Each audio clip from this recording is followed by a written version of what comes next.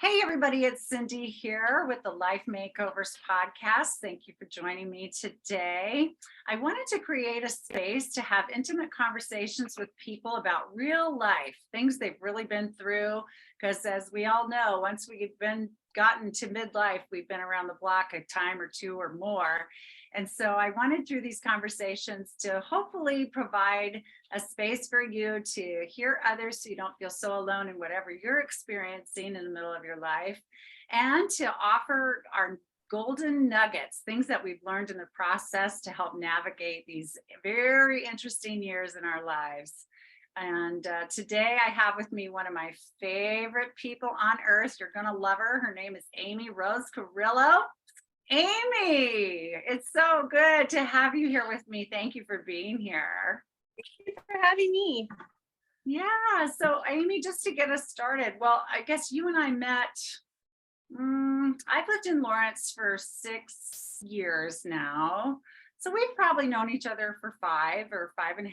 I'm not sure when exactly we met, but when I met you, you were in the coaching space like me. So we kind of met through our network of coaching friends and so forth, and other women entrepreneurs we know and so forth. And life has evolved in many ways for you, as it does for all of us. So how would you like to introduce yourself today? What do you want our listeners to know right now?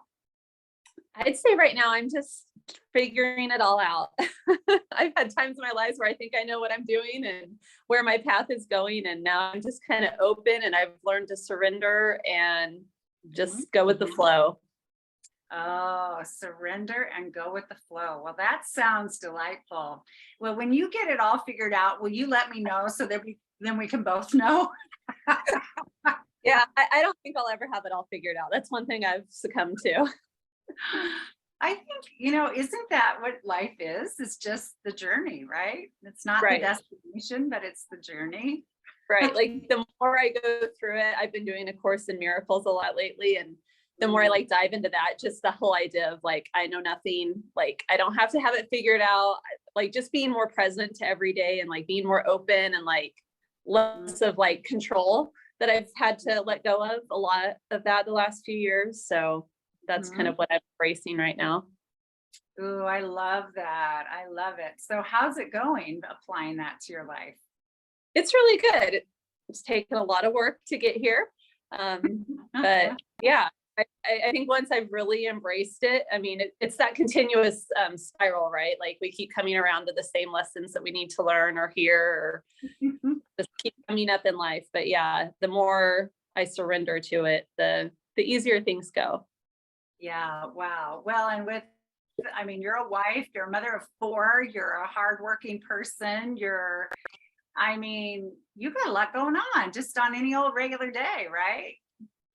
Yep. Every day is new. But that too, I was talking to someone about kids, and I don't remember who it was. They had a couple kids, and they're like, I just don't know how you do it with 4. And I'm like, if anything I learned, once we had 3 and then 4, it really, again, it gave me that permission to let go of control, because I couldn't do it all. And so I gave up trying to do anything perfectly.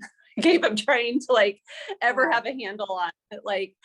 I don't know. Again, that's been the continuous lesson that comes up, is, to let go of that control and just go with the flow. Yeah. Oh, I love it. That word perfection too, I think has come up in almost every conversation I've had with women so far. So there's something out there that we all have that word show up in our lives, right? And then we realize that doesn't exist. Perfection that does not exist, other than as a word in the dictionary for us to get obsessed about, right? Right. Well, and the word perfection, or that controlling or type A personality, that never resonated with me. But I think in my mind, I always had this ideal version of myself, or an ideal version of my expectations and the way it should go, or, how I was raised. And those are the things that I've kind of had to, really look at and be like, why is it that way? Or why would I want it that way? And if it's not, it'll all be fine. So letting go of those. Yes. Just knowing we're okay wherever we are it's very comforting, isn't it? Yeah. It is. I say to people all the time, just give every day, give your best. And some days for some people, it is not getting out of your pajamas and binging on Netflix all day. And that's their best that day. And that's Exactly. okay. Right. Right. Or That your was best might be like, probably, but it's okay for a day or two, right? yeah. Well, it's that balance too of like, giving into what you really need or want instead of like those shoulds or have tos. Like sometimes, yeah, we have to get out of bed and we have to go to work or whatever. But then some days you just aren't feeling it. Just let yourself not feel it. Yeah. Yeah. So much grace we need, right, in life. And I don't think we give ourselves enough grace. No, we don't. We don't. Yeah. So when you thought about midlife, I don't know if you did think about it way back when, but if you ever had a vision for it, what was that? What did you think it was going to be like? Did you know? I really didn't. I had I never thought ahead to the future, like as a kid. Like I had this, I'm a little morbid, but I always had this idea that I was going to die young. And so I just never really made plans, like never really figured out what I want to do in college. Like, so again, just kind of going with the flow. But yeah, it's surprising how quickly it's crept up. Yeah. Yeah, when you start doing numbers, you start to say, well, they weren't that old. And then you keep moving that number away, as people pass away and things. But yeah, I'm just kind of here for it. I've never really been a big planner or I think I've had to let go of those expectations again. So I'm really just open to whatever comes. And, I just want to be healthy and feel good and enjoy my life as much as I can in every day. Well, that sounds like a wonderful, wonderful little standard to set for your life. So, yeah, thinking about middle age, when my parents got divorced, my mother was 36 years old, and I thought she was ancient. I mean, she's so old to me. Now I'm 20 years past that age. I'm almost 56. So, yeah. Like, oh no, sorry, Mom, you weren't ancient at 36. I apologize. My bad. Really, really bad. Sorry. That's so true. Yeah, I think we all have this vision of like, and yeah, for my parents, it's around age in their mid 30s is when I thought of them as like parents and old. And now I keep going back to that. And I'm like, they were so young. Yes. Now I like look at my friends and I think of like how my kids would picture my friends. And I'm like, oh, we're the old people now. Like, this is so weird. Yeah. Yeah, it's really odd, isn't it? So what's been the hardest part of midlife for you thus far? Anything just jump out as well?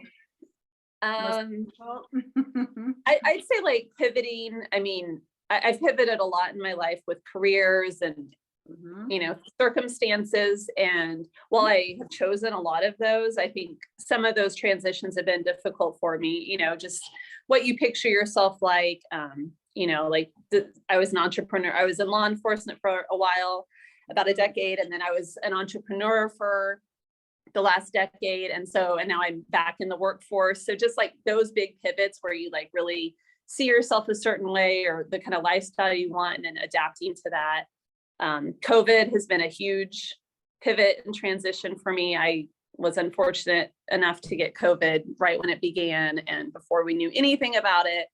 And then I had long COVID before we knew that was a thing. And so going through like being gaslighted by doctors and society and myself and shitting on myself a lot, like having to surrender that even though I thought I was healthy and doing all the right things, that bad things still happen, which obviously I knew in my mind, but until it happened, I always thought, and going through like being a coach in personal development, which I've been a student of for a long, long time, I really always think that I can figure my way out of things. Like I can think my way out of things, or I can work out and get through things. And with COVID, I still say I'm almost there, but I've been saying that for 2.5 years, but like, I really am feeling way better, but mentally, emotionally, physically, but it's been a 2.5 year journey of just utter despair and hardship and like beyond like what I can even imagine. Like it's crazy to even think about how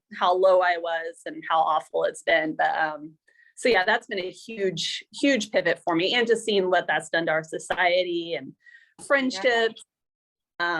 It's just changed a lot about my worldview, and some good, some bad. as anyone that goes through a major transition in their life. But I'd say that's definitely been the biggest transition for me. Well, I've told you before, but I'm going to say it again. I am so appreciative of you because, first of all, yes, when you got COVID, I heard you got COVID. It was so early on. It was when we knew basically nothing. So this was pre-vaccination. This was pre-medication. It was it was just almost like the word was just entering our society kind of. And then all of a sudden, Amy's got COVID. She's in bed, sick as a dog. And we're like, what, Amy? I mean, it was like one of those wake up calls for me that helped me to take COVID seriously right off the bat. And so you gave me a gift that way. And I'm so sorry you went through so much. But I do appreciate that really, there was a wake up call to me right away that someone I knew that was so young, healthy, the picture of health, the picture of joy, whatever, could be so physically compromised by COVID. I mean, I couldn't believe how long you were sick in bed, just struggling, and then long COVID, the whole thing. And so it was a real wake up call. So I appreciate that. And then, for those of you that don't know, I hope you don't mind me saying this, Amy, but Amy used her experience to help educate people. At least that's how I viewed your sharing and things that you did. And I thought, oh, what a gift this is. I mean, I felt like you were really trying to turn something that was very awful for you and try to help people. I thought, wow, that's was very giving of you at a time where I wouldn't think you had a whole lot you could give when you were literally just a whole lot else to do. I mean, but honestly, at that point, I just wanted people to take it seriously because not that I didn't take it seriously, but I mean, like you said, it was right when things shut down in the US. So it was mid-March 2020. Right. And so, we were literally joking around at my job of like, we had like face masks, face masks. We had like goggles. At the time I was doing house arrest for law enforcement. And so we had to like meet with our clients and like put house arrest bracelets on them, be really in close contact. So like we were joking around and I had a cold. But like, so thinking like, I'm healthy, if I get it, who cares? No big deal, because that's what they were saying. You had to have pre-existing right, or be obese or whatever. And I'm like, well, I'll be fine. And so when I got it, 90 years old or right, it was a complete wake up call. I mean, I had pneumonia. I've never been sick like in any way like that. And so for me, I wanted to get the word out so people took it seriously, so they could wear a mask, so they could quarantine, so they could, I was just like, I don't want anyone to go through what we're going through. Plus we had no idea about anything back then. So, I was terrified when I saw everyone was supposed to be quarantined. I'd see friends going to get a Dr. Pepper at McDonald's, or, everyone's like having a great time and baking, and I'm sitting in bed dying. And I'm like, take this seriously. It's not a joke. Like, protect yourself. So, yeah. Yeah. And yeah, exactly. And I remember too, when we were all quarantining there right off the bat, we thought we'd be quarantining for a couple weeks, 30 days. Now, years and decades later, we're going back through it. And it's like, wait a second.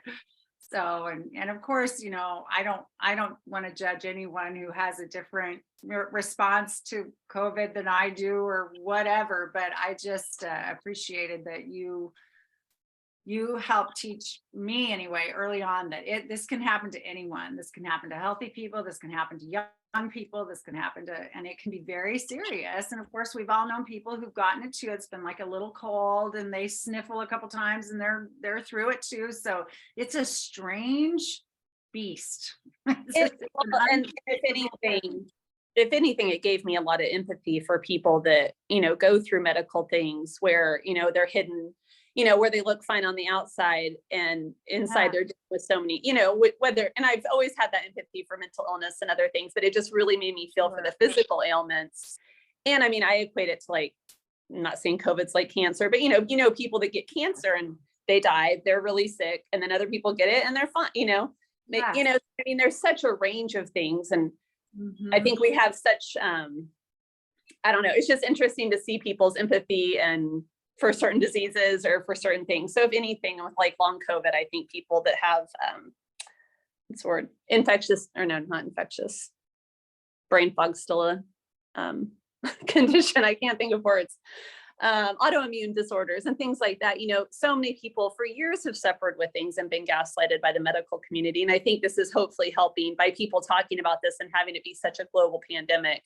Hopefully more research will go into that to alleviate, the pain and suffering that people go through. I hope so too. So how did you navigate that whole chapter in your life? I mean, like what helped you the most to keep going, to get through? Because it was such a tediously long. Yeah. I mean, different things at different times. Initially we have a mutual friend who's a coach. So their web, they did like group coaching, basically, like that helped me get through just to see other people. I mean, social media, as bad as it can be at times, that definitely helped. Music, because reading's usually my solace, but like my brain was so messed up, I couldn't read, I couldn't watch TV even. I mean, it was, so Wow. music helped a lot. And then as I started to get, out of the trenches, therapy, of course, coaching, a lot of grounding work. Exercise is usually something I use to help, but I couldn't exercise. I had exercise fatigue. So that was, it's like all of my normal tools I couldn't access. So that was also that thing about surrendering and about like having to pivot. Reading and exercise are my go-tos for everything, every single day.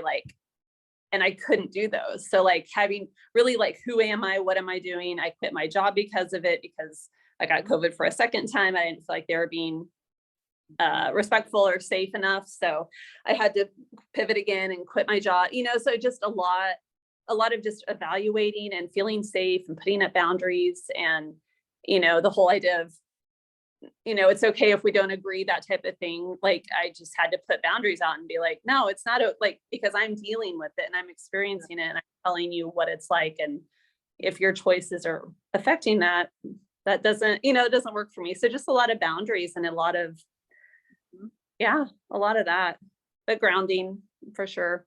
All those kind of tools, grounding, breath work, meditation. I had to stop trying to run. I had to really just like give myself permission to just stop and like, maybe you should stop all these things and just start at ground zero and build back up. And so that's what I had to do. Yeah, so a lot of what happens to people in all kinds of transitions in midlife is they have to reinvent themselves and reinvent being. And I feel like that's what you're talking about. Like, yeah, it was. And, even work wise, like now I'm in a office job working 9 to 5, which I've never done, never done. And so even that, like I had to, whenever I looked to change jobs, an opportunity came up to work where a friend works. And when I walked in, immediately, like there's plants everywhere. I saw like a personal development book, and they had like a cat,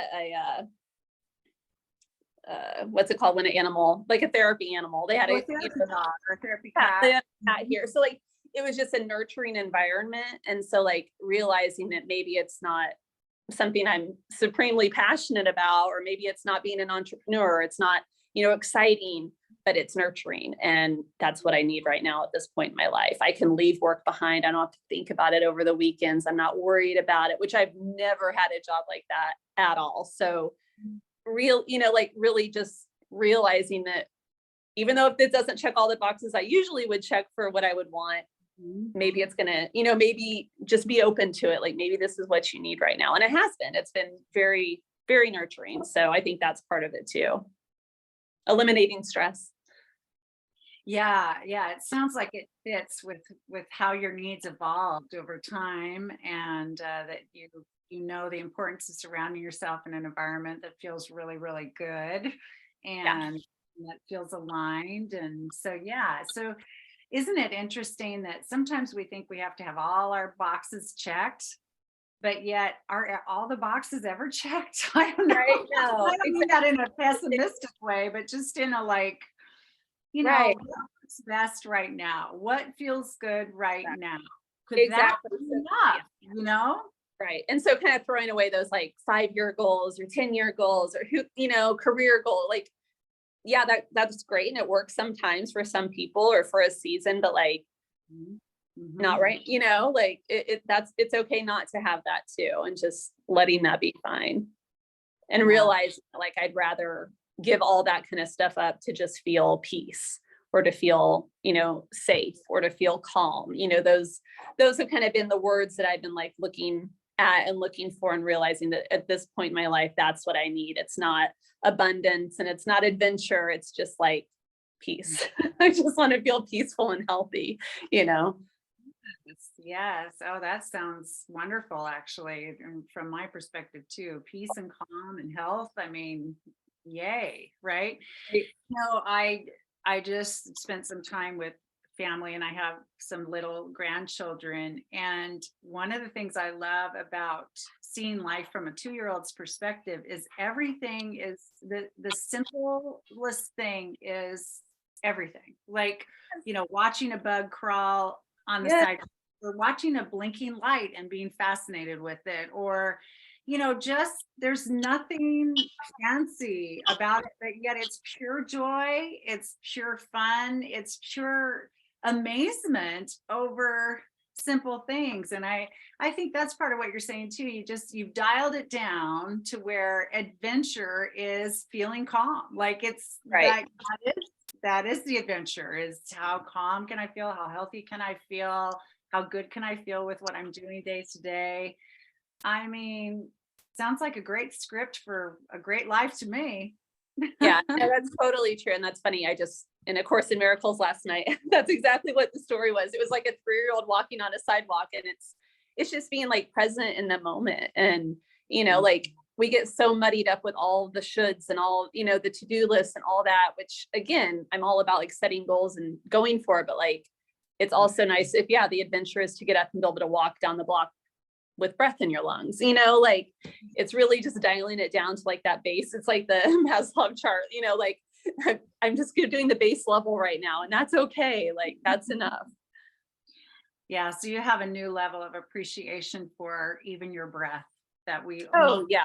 take for granted most of the Yeah. time. Well, yeah. And it goes back to kind of having empathy for people and not judging. I never try to judge people, but of course we all do. And so, in the past, when I was being an entrepreneur and coaching, I'm sure, and there was toxic positivity. It was kind of, now that's a bad positivity is a bad thing. But, but back in the day, I can see where I did that because again, as a student of personal development, that's a lot of it, right? Mind over matter, like manifest, do what you want, like all those things. And that's great, but it doesn't always work, and that's the part I had to release of like, but no, I know I can think my way out of this and do it better. And sometimes you just can't, like, and I think I always judge people for that. Like, oh, well, you're creating this. How are you creating this? And so I dealt with that a lot in my own head. Like, how am I creating this? Why is this happening to me? And like, I'm going to fight it and be optimistic. And and sometimes you just can't, like, Mhm.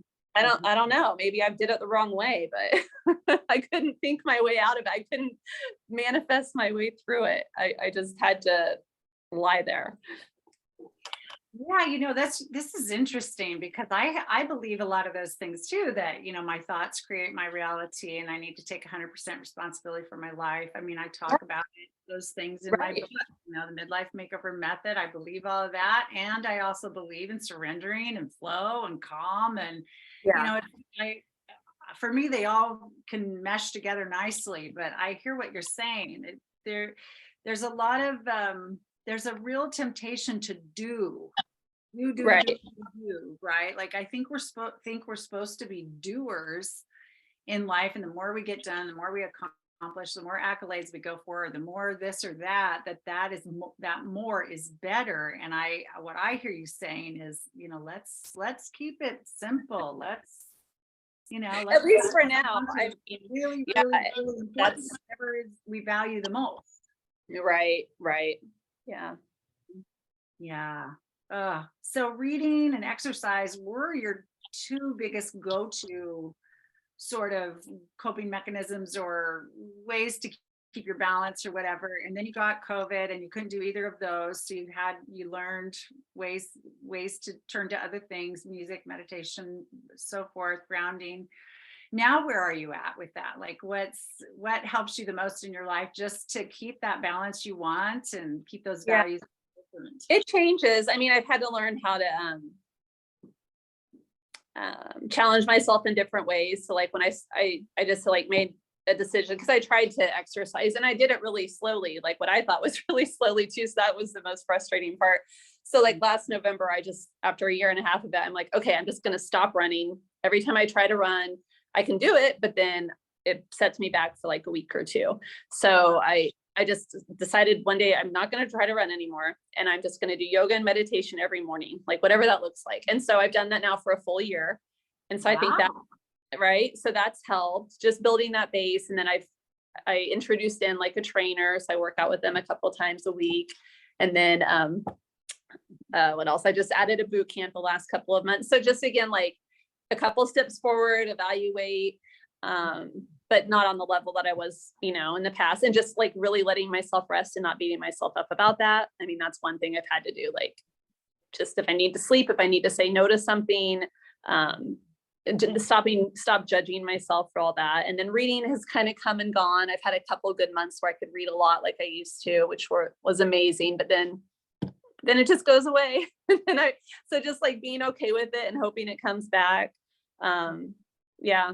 So it's hard. Sometimes you can focus and concentrate on reading and still sometimes you cannot. Oh yeah. Like comes and goes. Yeah. Really. I mean, really, it's only been a couple months that I've been able to read like I used to. Sometimes I'll just pick it up and try. So like, and so that's where like setting challenges, like, okay, I'm just going to try to read 10 pages, but yeah, if it doesn't work, it doesn't work. So I've just had to really learn to like give up a lot and be okay with it and try again later. So acceptance of what is has been a big part of it too. Yeah. Like, I'm still not very happy about it, but yeah. And just yeah. also connecting with friends. So I mean, I've just had to I've reconnected with a couple of friends from my past, and that's been really great. So just like really, again, just being present in the moment. Like I use this app, Marco Polo, to it's like instead of texting, it's just voice and video. So I use that a lot with friends that don't live here and some that do. And so that just like on my daily commute. So like that, just those check-ins and that connectedness, like that was something during COVID that helped a lot too. But just continuing that. So just like those kind of connections and like friend connections, going out to dinner, going to dance classes with a friend, going to work out with friends, walking. I walk at lunch with friends, and that's really nice. So just like fresh air, going slow, like all of those kind of lifelong things that I probably maybe would have had to learn in 20 or 30 or 40 years, but I'm having to learn it now and adapt. So, I mean, that's what I feel like. I feel like a retired old woman who's not retired. Like I sew and I nap and I read. Well, I read when I can, but yeah, it's just slowing down for sure. And just like spending more time with my kids. I think in the past, I'd go to meetings or go to networking, like again, that striving and that connections and that shoulding all over myself and going for, money and all those things that were well and good, but letting that go and just kind of focusing on what's in front of me for right now and being okay with that. Because I've done all those things and it's kind of lost its luster too, because, like with COVID, like a lot of people, the things that we used to do on a daily basis, it's changed. I think a lot of people have adapted and changed, and maybe it's back to where it used to be for a lot of people, but that kind of stuff doesn't even sound like fun to me anymore, other than like missing people that I would see there. Yeah. I don't know. Like putting myself out there, like none of that sounds fun anymore. Not attractive or appealing anymore. Yeah. Life really change our perspective on things, can't it? It can. Yeah, it really, really can. So if you had just one, I mean, you've shared so many slices of wisdom here, but if you had a chance to say one resounding message to people out there today, what would it be, do you think? I think one of the things that's helped me the most from personal development is to really get clear on how you want to feel. So instead of those outward goals of, whatever, make $100,000, whatever, I don't know, whatever the thing is. So kind of like the idea of the word of the year, but even going deeper beyond that. And there's a book that is the whole premise of this called The Desire Map by Danielle Laporte. But really like getting really crystal clear on how you want to feel, because a lot of the time you look at the goal you want and then you can just ask, well, why do you want that? Well, to do this. Well, why do you want that? Why why do you want that? Like maybe it's to get married. Well, why do you want to get married? And maybe it's to be safe, or maybe it's to feel peace, or maybe it's to feel wanted, and then looking at how you can create that in your life for yourself. So that's something that you can change, depending on the season that you're in. But I think that that's really helpful, is getting clear on how you want to feel. I love that. Yeah, I love that. I love that. So instead of thinking about it as a tangible goal, Right.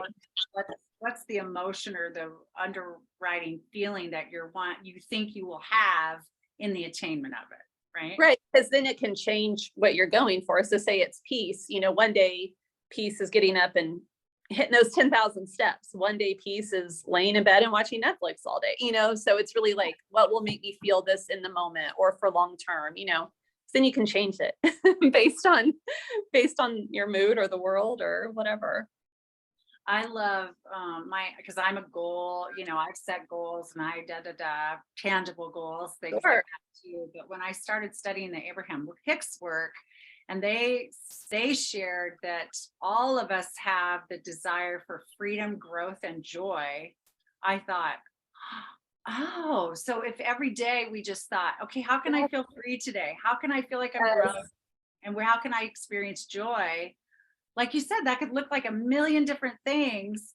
Right. That's the path we're on. It's all good, right? Maybe it's petting the cat today and having a quieter day, or maybe it's getting out there and serving food at a soup kitchen, or maybe it's creating a new webinar to put in the funnel online for whatever it is. But if it feels like it's freedom, it feels like growth or joy, then according to their work, we're on a great path, and I thought that just opened my brain wider to well, it makes it easy too, right? I think it makes it more easier too, because I think sometimes we make it so hard, or what should my goal be? And it's like, if that's your simple goal, is to feel the way you want to feel, or to be joyful, or to find freedom, like that really just like it's like the child with the pebble, right? Or the caterpillar. It really just like shuts it all down, makes it all quiet, and like, why are we trying to make this so hard? Like, because when you like bring it down to that base level, it makes it really simple to make decisions, Yes, it does, for sure. So one of the things I hear a lot from women is that when they get to midlife, they think it's too late for them. It's too late for them to change. They're too old, they're too this, they're too that, or whatever. And they feel very resigned to where they're at. And what would you say to that? I'd say that's bullshit, Sorry, can I say that? I think you can. I think you can. The real podcast right here. We're saying the BS here. Yes. I've always loved having examples of women. I like to look for people that have done something I want to do, like Oprah ran a marathon. I'd never thought about running a marathon. I saw, well, Oprah ran a marathon. I read her book and I thought, well, she can do it. I mean, I don't have trainers or money or whatever, but she can do it. I can do it. Like, I like to have people to look after. So I love the stories where it's like, Vera Wang was whatever age when she made her first wedding dress or sold it. Maya Angelou was so old whenever she wrote her first book. All these like famous people. I love hearing that, because it's like, oh my gosh, I could do that in, like, we have no clue. Or the idea of like, a friend of mine, her grandma is like in her 90s, lives in a retirement village, and is like living her best life. And her best friends at this place are people she just met like when she was 90. Like, we have no idea what's in store for us, right? Or how our lives will change. I mean, with one illness or one death or a layoff, or, things that happen to people every single day, or a pandemic or whatever, like, our lives can completely change by no cause of our own. And so, we'll have to be able to pivot, whether we want to or not. We're all going to have things thrown at us. So I think, again, being open to it. And I think one thing, since I have made a lot of different life choices, and haven't just been on like one career path, and I've had couple surprise kids along the way, like, Yeah. I don't know. I think adapting to it's good. And before the podcast, you had a question about like women, I think like what women in our lives had taught us. Like my mom's mom, she was widowed pretty young and she had 6 kids. And I mean, her kids were almost grown. My mom was the youngest and a senior in high school, but Wow. she'd been a stay-at-home mom with 6 kids, back in the 50s and 60s. And then she went back to college, finished her degree, and then like traveled Europe by herself and, built a cabin by herself. Like all these things, like, Gosh, that's so right. exciting. Like, yeah, just like people figure it out. And so I think I've always had that in my head that, yeah, don't be Wow. scared. Like, I think our best years are always ahead of us. Right. And I think it's true what they say as we get older, you do get more confident in who you are, and you really start giving a crap less about what people think about you. Like, you really only want to be around people that want to be around you. Like, again, you let the bullshit go. Like, life's too short. Like, spend time with people that like light you up and make you feel safe or peaceful or joyful or free or whatever you want to feel. But like, stop with all the other stuff. Like, I don't know. I think it's exciting. I do too. I love aging. I love the possibilities of the future. And I, like you, I love to turn to examples of, who's done what or whatever later in their lives. Louise Hay, one of my heroes in the personal development world. I mean, she's basically credited with starting the self-help movement. Now there's debate about that. I mean, a lot of people were doing some of the same things Right. before, but whatever. She was like 50. Right. She learned, self-help, and started this whole thing out of her house garage, wrote books, sold books out of her garage. I mean, and turned it into this multi-million-dollar, publishing company that continues to help people today. And she lived into her 90s and lived well and happily. And, I don't know, she's been dead for, I don't know, 6-7 years maybe, but the impact she has had is going to live on forever. I mean, Right. and she didn't start till she was 50 Right. something. And we have no idea, like, that part of her life, so. yeah, we have no idea what will be created. I mean, the whole idea of like what we even did before the internet or social media or apps or, the idea that we could create the next thing or be involved in the next, possibilities are endless. So it's exciting. Yeah, it's very, very exciting. Oh my goodness. Yeah. So you've kind of answered this, I guess, but I was thinking, what would bring you the greatest sense of peace and hope as you move into the later years of your life? But you sort of answered it, but is there anything else you want to add to that? Thanks. I think just feeling secure, whether that's financial security or that time freedom, I mean, honestly, just if my people are healthy and well, and that's really all it comes down to anymore for me. Like, I just want my people to be mentally and physically well and doing what they want to be doing, and enjoying their time on earth. Yes. Yes. So you mentioned sewing also. So that's another creative outlet of yours. Yeah. What do you do? I mean, I started cross stitching when I was, I don't know, probably under 10. My mom's a sewer and my grandma was a sewer. And so yeah, cross stitch, I've made quilts, I knit. So I kind of go through phases with that. I've always gone through phases where I'll do it for a while and stop. So I do like subversive cross stitching. So I have like little Christmas ornaments right now and like frame pieces and things like that. So just like a creative outlet and funny stuff. And some of it, samplers, like I love the old fashioned samplers and things, but I make them and then I don't know what to do with them. So sometimes I sell them or I need them to get framed. And yeah, but it's a fun outlet. And when I can't read and things, that's something fun I can do, like while sitting with the family or when they're watching TV, I can just kind of do it, or ball games. My kids are in lots of sports, so I have lots of hours of ball games to sit at. So usually read, but if I can't read, I'll sew. So yeah. So you're looking at, you're talking to someone who, if she sews a button on that's fallen off, she feels like she's done something. That's sewing. That's a lot. So, yeah, I mean, of my sewing skills. Anyway, but do you sell your stuff, did you say, or no? I do. Yeah. I have like an Instagram Oh, page. So I sell it there. And a friend of mine owns a hair salon here in Lawrence. I'm actually taking some there for her to sell. And I've sold them downtown here off and on through the years at different stores. So oh, yeah. nice.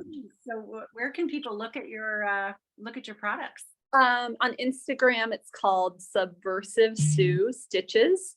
And then I also share it on my personal page a lot too, which is just Amy Rose Carrillo. So we can probably link those. And there's still a little bit of time for custom orders if you need anything for the holidays. It's kind of fun. Okay, wonderful. Well, guys, is there anything else you want to share? No, I just appreciate that you're doing this podcast. And I think I can share that you were my coach. Soon after Cindy and I met, I hired her as my coach and invested money with her that I am so glad I did, because right off the bat, I actually found some notes from our time together the other day. I was organizing and cleaning, which you also helped me organize and clean, which is a funny story. But Oh, yes. I found some notes from our time together. And I mean, right off the bat, you taught me the whole idea of like carrying. I had a lot of stuff in my head that I was worried about. And you're like, why don't you go pick up some rocks and write things on each rock and then carry that around with you? And just like the weight of thinking about doing that, like how stupid that would be, of like, wait, why am I choosing to hold on to this stuff? So I'm just grateful for you that you've come into my life and taught me a lot, and always just been a beacon of joy. And I've learned a lot from you, and I just love to see how your business has evolved and what you're sharing with the world, because it's great stuff, and you've created a really great community. So thank you for letting me be part of it. Oh my gosh, you're gonna make me cry. Well, it was absolutely my total joy and pleasure to work with you in that way. And I admire you so much, and I attended some of your circles, that women's circles you did Yeah. back a few years ago, and those were so, I mean, powerful experiences as well. And you've just brought so much joy to my life too. I appreciate your friendship as well, and just all your professional perspective on things too. So thank you so much. And thanks for being here today. Amy took time out of her busy work day, her lunchtime to for this today. And so I just can't thank you enough, really. It's just been pure joy having you here. So thank you so much. You're welcome. Thank you for everything. Oh, and thank you all for listening. I cannot tell you how many nuggets I wrote down from listening to Amy. So a couple days from now on Friday, you can hear the wrap up episode where I will share some of those slices of wisdom that we got from Amy today. And if I can be of further service to you in any way, please go to cindydwhitmer.com. Thank you so much for being here. We'll talk to you again soon.